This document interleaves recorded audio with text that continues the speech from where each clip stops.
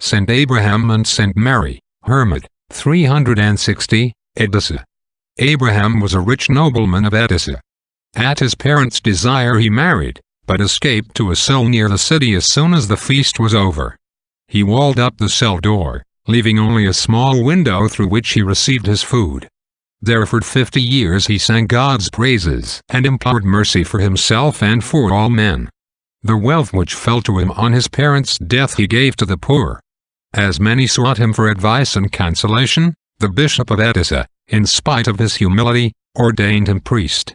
Saint Abraham was sent, soon after his ordination, to an idolatrous city which had hitherto been deaf to every messenger. He was insulted, beaten, and 3 times banished, but he returned each time with fresh zeal. For 3 years he pleaded with God for those souls, and in the end prevailed. Every citizen came to him for baptism. After providing for their spiritual needs he went back to his cell more than ever convinced of the power of prayer. His brother died, leaving an only daughter, Mary, to the saint's care. He placed her in a cell near his own, and devoted himself to training her in perfection. After 20 years of innocence she fell, and fled in despair to a distant city, where she drowned the voice of conscience and sin. The saint and his friend Saint Ephraim prayed earnestly for her during 2 years. Then he went disguised to seek the lost sheep, and had the joy of bringing her back to the desert a true penitent. She received the gift of miracles, and her countenance after death shone as the sun.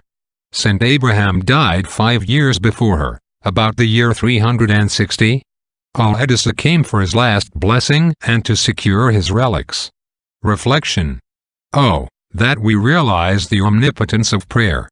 Every soul was created to glorify God eternally. And it is in the power of everyone to add by the salvation of his neighbor to the glory of God. Let us make good use of this talent of prayer, lest our brother's blood be required of us at the last. Amen.